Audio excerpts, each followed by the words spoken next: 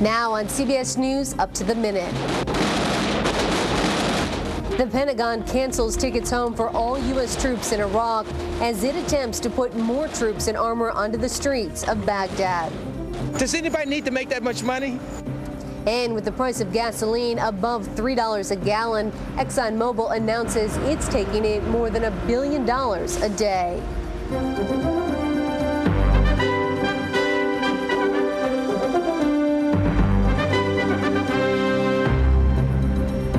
Good morning. This is CBS News Up to the Minute. I'm Meg Oliver. The Pentagon has canceled all flights out of Iraq for U.S. soldiers as military commanders try to figure out how to implement President Bush's promise to put thousands more U.S. troops, tanks, and armored vehicles onto the streets of Baghdad.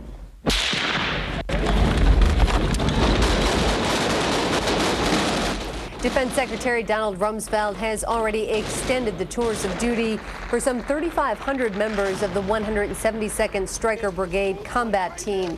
They were set to fly out of the war zone, but will be staying put for at least another 4 months. President Bush broadly outlined a plan to redeploy 5,000 more U.S. soldiers to Baghdad from other parts of Iraq. Back here in the States, 21,000 soldiers and Marines have been told to get their affairs in order because they'll be shipping out to Iraq during the next troop rotation.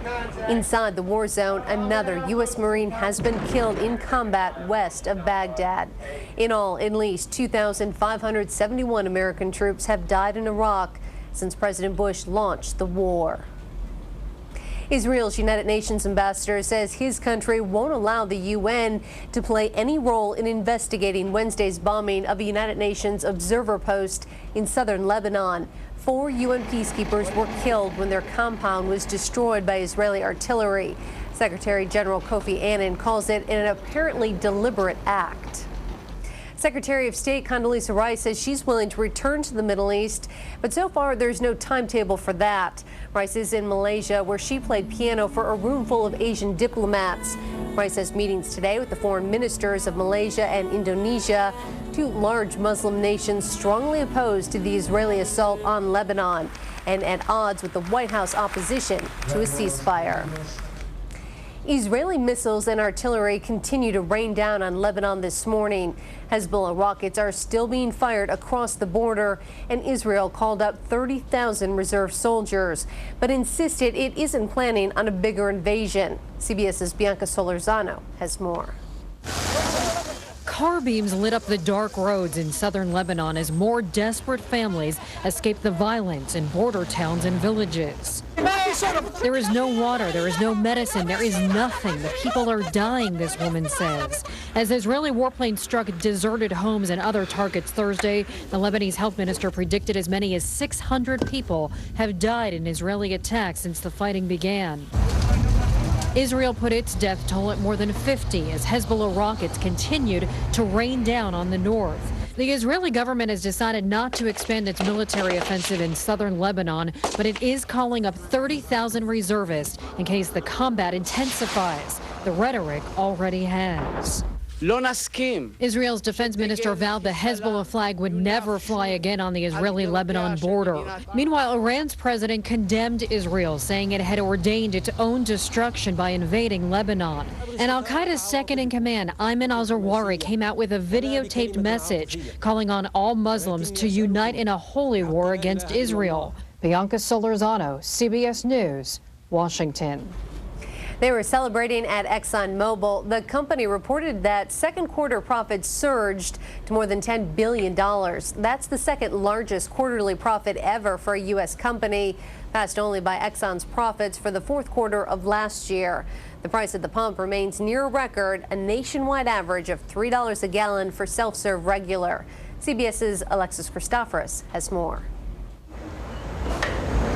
Marcus Burrow just spent $3.48 a gallon filling up his bike at this Exxon station in New York City.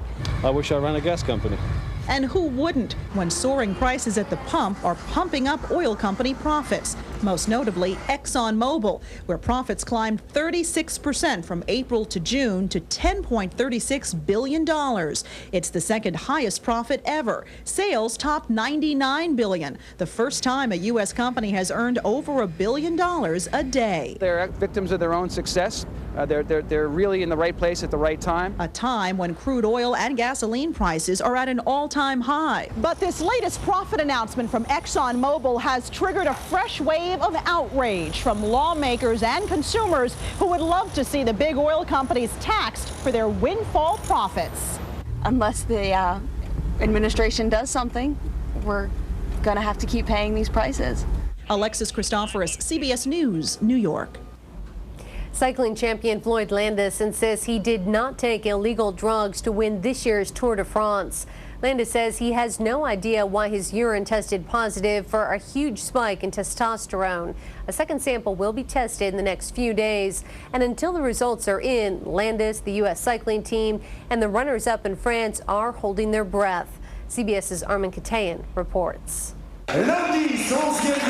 It seemed almost too good to be true. American Floyd Landis atop the podium in Paris, winner of the Tour de France, in an epic comeback. Landis has done enough to win the Tour.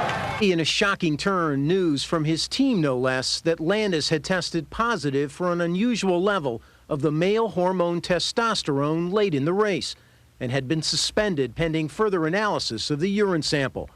The 30-year-old Landis was unavailable for comment, but told his mother there was, quote, no way he used performance-enhancing drugs. I remain positive that he's a man of honor and he's not proven guilty yet. Ironically, this year's tour opened under the cloud of suspicion that has haunted this sport. 4 of the cyclists who finished behind Lance Armstrong last year were all bounced due to a massive doping scandal, leaving Landis an odds-on favorite. Despite riding with a badly injured hip in need of replacement surgery, he charged into the overall lead in the 15th of 20 grueling stages, only to unexpectedly crack a day later, dropping completely out of contention. A nice show of determination. In response, Landis unleashed arguably the greatest single stage in Tour history. The champagne is out. It was after that stunning effort on his way to that podium in Paris that Landis' testosterone ratio was tested and found to be above the permissible limit. The question is, would it help his hip or his performance? I cannot imagine that a doctor would have given him testosterone for the treatment of his hip disease, the athlete knowing the rules and regulations of doping in his sport. The governing body of cycling does not require analysis of the so-called B sample, but said that Landis had requested it. If he tests positive again, Landis would be fired from his team and stripped of his title. Armin Katayan, CBS News, New York. More news ahead. This is Up to the Minute. Hi, I'm Jeff Katz. 30 years ago, I founded Dolphin Carpet and Tile. Thank you for making us the largest importer of ceramic, porcelain, and marble floors in South Florida. If you need new flooring, come to Dolphin Carpet and Tile. You'll be glad you did, I guarantee it. Betting Barn won't be beat when it comes to seat or sleep. Now, let me show you what I mean. Since 1965, Betting Barn offers the lowest discount prices on the highest quality merchandise and the best customer service. And when it comes to casual convertibles, Betting Barn is the undisputed leader with a great selection of styles and colors starting at our low discount price of just $299.88. And Sealy futon mattresses and futon frames, plus a full line of day beds in the latest styles, fashions, and colors. And the Big Red Barn also carries the Spring Air 4 Seasons latex for a sleep like no other. Experience Tempur-Pedic. Betting Barn carries the entire line of the world-famous Tempur-Pedic at the lowest discount prices. You have to feel it to believe it. All of our Big Red Betting Barn warehouses are always stocked with the finest quality bedding at the lowest discount price. Happy anniversary, Betting Barn! Take it home with you or same-day delivery available. Buy at a Betting Barn near you. In Florida, Davie, Tamarack, Deerfield Beach, Boynton Beach, and West Palm Beach.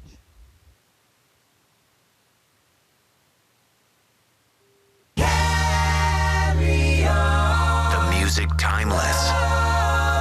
The name's legendary. Crosby, Stills, Nash & Young. Freedom of Speech, 06. August 8th, Sound Advice Amphitheater. David Crosby, Stephen Stills, Graham Nash.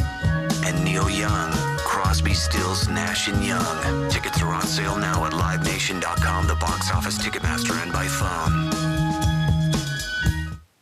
I'm Jeff Katz. 30 years ago, I founded Dolphin Carpet and Tile. Thank you for making us the largest importer of hardwood and laminate floors in South Florida. If you need